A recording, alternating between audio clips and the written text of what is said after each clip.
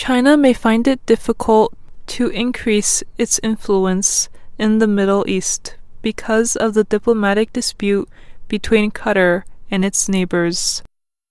China's Belt and Road Trade Initiative, a development plan valued at more than $1 trillion, could affect the Middle East in many ways. It may permit China to influence the region economically. However, experts say there are doubts that many of the projects may be completed. That means China has less influence in the Middle East than many experts would expect, although it has the world's second largest economy. In addition, the Middle East suffers from conflicts within and between its countries. It also is an area of competition between major world powers. China's diplomatic policy of non-interference limits its ability to develop close ties with Middle Eastern countries.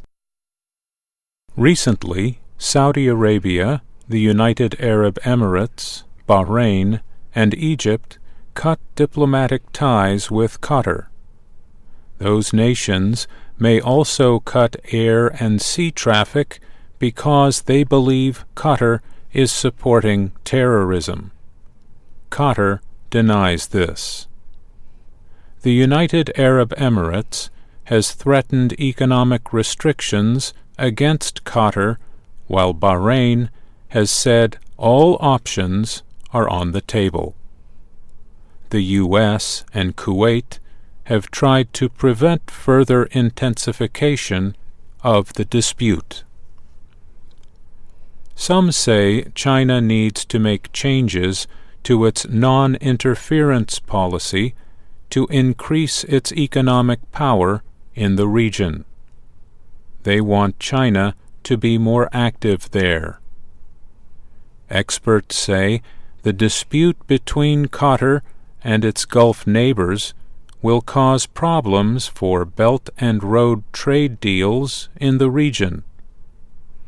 Projects for the initiative stretch across 65 countries in Asia, Africa, and Europe.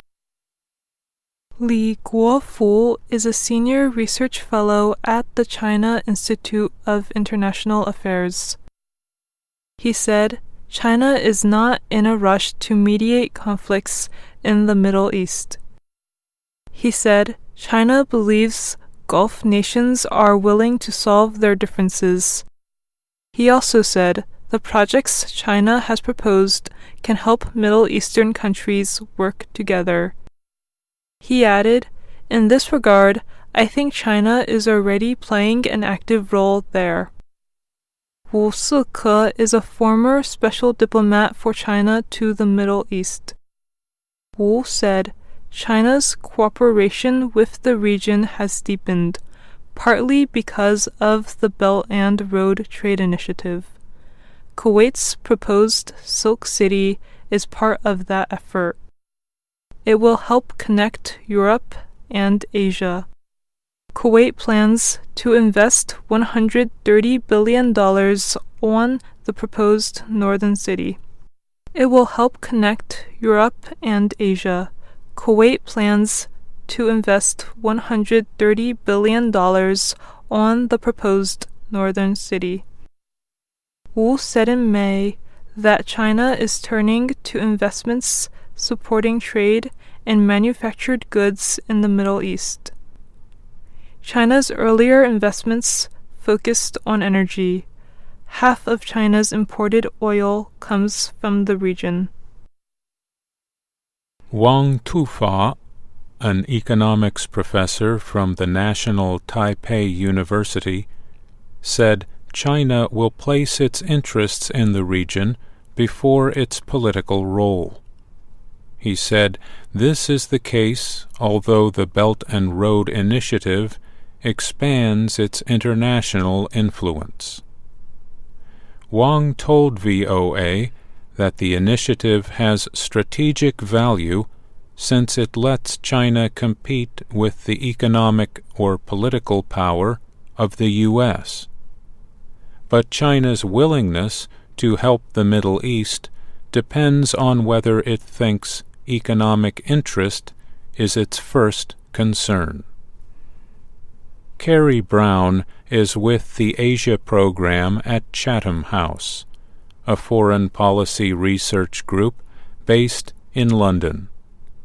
He said China will need to be involved in the Middle East because it depends on the region for energy. But he said China's involvement will be limited. Brown said in an email to VOA that China has interests in the region, but does not want to be trapped in the problems there. In addition, China's non-interference policy will always interfere with its desire to be more involved. So, in the end, it has to perform a balancing act, Brown wrote. Liu Ceng is a China economist at the research group Capital Economics. He wrote in an email that he doubts whether China has the economic ability to influence the region. He said the initiative's plans and reality do not match. For example, Kuwait's Silk City may not be completed, and it is unclear how it is being financed. China's latest information on commerce shows its foreign direct investment in Kuwait decreased from $162 million in 2014 to $144 million in 2015. China's total investment in Kuwait, Oman, and Saudi Arabia was $560 million in 2015. Liu said that is not a major investment. He said it is about 5% of what China invested in Singapore and 0.4% of China's total foreign investments in 2015. Liu said there is little evidence that China has been investing more in countries that are part of the Belt and Road Initiative than before it announced the plan. I'm Mario Ritter. And I'm Olivia Liu.